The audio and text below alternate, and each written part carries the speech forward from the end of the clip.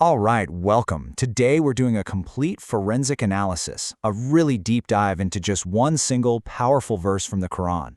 We're going to unpack every single layer of meaning here. The language, the theology, the philosophy, all based on a fascinating, detailed contemporary commentary. Think of this as a masterclass in close reading, where our goal is to understand every single word and what it implies. And here it is, Surah Al-Aʿrāf, verse 18. This is what we're focused on today. It's a divine decree just packed with consequence, aimed right at Iblis after he refused to bow to Adam. You can feel the weight of it. It talks about expulsion, about condemnation, and then there's this universal threat that stretches from that one moment out to all of humanity. Every word here is so precise and loaded with meaning, and our job is to carefully take it all apart. So to do this right, we've broken our analysis down into 6 clear sections. First, we'll look at the specific words of the command itself. Then we'll get into the nature of the paradise that's mentioned, which you'll see leads us into a really profound philosophical idea about 2 different divine systems. From there, we'll look at the evidence for where Adam's garden was actually located, who's being addressed in the verse, and then finally, we'll really get into the weeds, weighing the interpretive evidence around the creation of humanity itself. So, let's get started. Okay, Section 1. Command, rebuke, and expulsion. The verse kicks off with this incredibly sharp, absolute command that just sets this whole chain of events in motion. But what's so fascinating here, and what the commentary really digs into, is that this isn't just a punishment in the way we usually think of it. The text argues it's a fundamental shift in the very state of being for Iblis. So, the commentary immediately zooms in on these first 2 words, ukhruj minha. Get out of it. This is it. This is the foundational command of expulsion. And what the text we're looking at argues is that this isn't just about, physically moving from one place to another. No, this is about a removal from a state of honor. It's a stripping away of rank, of proximity to the divine. And of course, the huge question is, get out of what exactly? We're definitely going to get to that. But first, let's look at the condition he's in when he gets expelled. See, the verse doesn't just say, get out. It attaches these 2 critical words that describe the how of his expulsion. The first one is mad'uman, or math'uman. Now, this is so much stronger than just being despised. It implies being inherently blameworthy, totally reprehensible, and contemptible. It's a condemnation of his very essence because of his arrogance. It's not just an opinion about him, it's a declaration of his new, debased reality. And the second term is madhuran. This word carries the meaning of being driven away, of being forcefully cast out. You can almost feel the push, the rejection, the banishment in the word itself. So, if madhluman describes his internal state, being blameworthy, then madhuran describes the external action taken against him. It's a forceful, permanent, and humiliating removal from grace. The 2 words together just paint this complete picture of total and utter rejection. And right here, the verse pivots from the specific, Iblis getting kicked out, to the universal. The statement, لَأَمْلَأَنَّ جَهَنَّمَ مِنْكُمْ أَجْمَعِينَ, is this solemn, incredibly emphatic promise. I will surely fill hell with you all. The commentary we're analyzing argues that the you all, that plural minkum, it's not just about Iblis. It expands to include any human being who chooses his path of arrogance and disobedience. This one line basically sets the stage for the entire cosmic drama of human choice. So let's move on to Section 2. This brings us right back to that huge question, what was Iblis expelled from? And for that matter, what were Adam and Eve later expelled from? The commentary makes a critical distinction here that honestly changes everything. Not all paradises, or Jannahs, are the same. We're about to explore this idea of 2 completely distinct realms. And this chart just illustrates the core argument perfectly. The commentary draws a sharp line between what it calls the essential paradise, al-Jannah bal-Dhat, which is the eternal, celestial paradise of reward, the one with no sin, no hardship, no disobedience, and something it calls the accidental paradise, al-Jannah bal-Arad.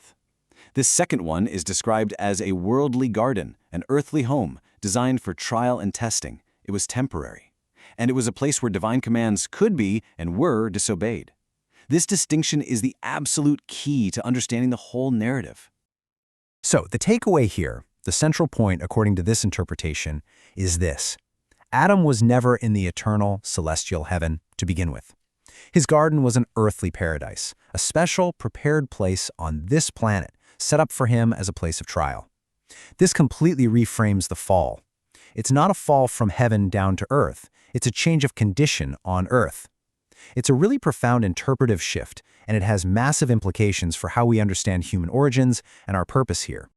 This leads us right into our third section, which is maybe the most philosophical of them all, the cosmic system of being. You see, the commentary doesn't just analyze the words on the page, it analyzes the very nature of divine commands, and it argues that there are two fundamentally different types of divine orders at play in the universe. Now, the whole argument, and you can see it in the source text right here, hinges on this difference between the Nizam Taqwim, which is the cosmic or creative system, and the Nizam Tashri'a, the legislative or moral system. If we can really get our heads around this distinction, we can understand why the decree against Iblis is seen as so absolute and totally irreversible.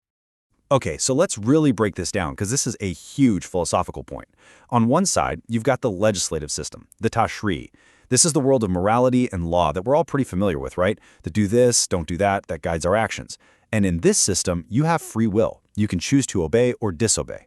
And, super important, repentance can actually change the outcome.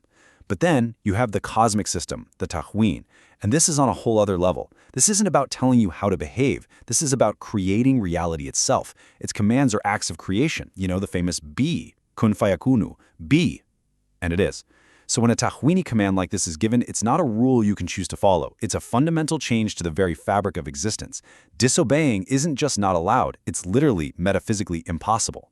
And this is the absolute core of the commentary's argument. The order for Iblis to get out was not a legislative command, it was a cosmic one. He wasn't just breaking a rule, his entire state of being was being rewritten permanently.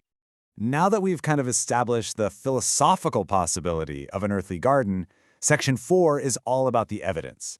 The commentary builds this really systematic case, using linguistic clues and logical proofs straight from the Qur'an to argue that Adam's first home was, in fact, right here on this planet.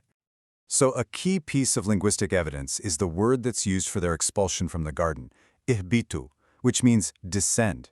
Now, we often assume this means descending from heaven to earth, but the commentary makes a great point. The word can just mean moving from a higher place to a lower place. So the descent might have just been from a high, beautiful garden on a mountain, say, down to the more common, rugged plains of the rest of the world. And beyond just the language, the argument unfolds in three really logical steps. First, the simple fact that sin was even possible. The Quran is really clear that the eternal paradise is a place of peace, totally free from sin. So the fact that disobedience happened proves it must have been a place of testing, and the designated place of testing is earthly life. Second, think about Iblis himself. Other verses tell us he was barred from the celestial heavens after he first defied God. So how could he have possibly gotten into the garden to tempt Adam if it were up in that celestial realm? It must have been accessible to him, which means it had to have been on earth.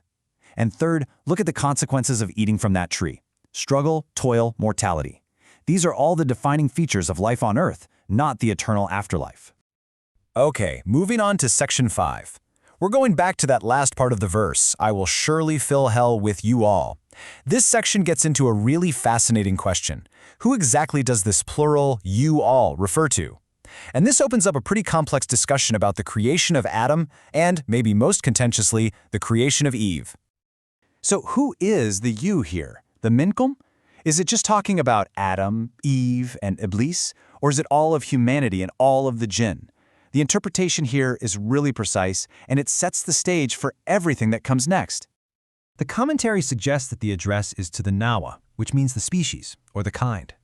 So it includes Iblis and his followers and the entire species of humanity, who are all being addressed through their representative, their progenitor, Adam.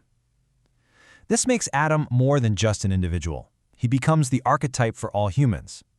And that, of course, leads us to the question of his partner, the other progenitor of the human species. And this is where the analysis gets truly forensic. The source text we're looking at directly confronts and critiques the common story that Eve was created from Adam's rib. And this isn't just a simple dismissal. The commentary doesn't just wave the story away, it puts it under a microscope, subjecting it to rigorous scriptural analysis and asking a simple question: does this story actually align with what the Quran itself explicitly says about creation? This brings us to our final and definitely most detailed section, weighing interpretive evidence. What we're about to see is basically a masterclass in the methodology of Islamic theology, as it pits different kinds of evidence against each other to try and arrive at what the author believes is a more coherent and logical conclusion. Okay, just look at this table. On the one hand, you have the evidence for Eve being created from Adam's rib. This mostly comes from certain narrations, or hadith. But on the other side, you have the commentary's really detailed counterargument. It points out that these are what are known as khabar wahid, or singular narrations, which methodologically aren't considered strong enough to establish a core point of doctrine. It argues that Quranic phrases like min anfusikum, from yourselves, which are used to describe the creation of spouses, are much better understood as meaning from your own kind or from your own species, not literally from a physical body part. And the crucial principle at play here is that the Zahir Qur'an, the clear, apparent meaning of the Qur'an, has to take precedence over narrations that aren't definitively established. And this, right here, is the commentary's crown jewel of evidence. This verse from Surah Al-Imran sets up a divine pattern. It explicitly compares the creation of Jesus to the creation of Adam. Adam was created from dust with no parents. Jesus was created without a father. The point being made is that miraculous creation, outside of the normal rules of biology, is an established theme. So the commentary asks, if God can create Adam from dust and Jesus from a mother alone, why is it so necessary to assume that Eve had to be created from a piece of Adam? The argument is that she too could have been created independently. And so we end with this question. This whole deep dive has really been an exercise in methodology. It forces us to ask, what happens when we apply these rigorous rules of evidence to stories we think we know?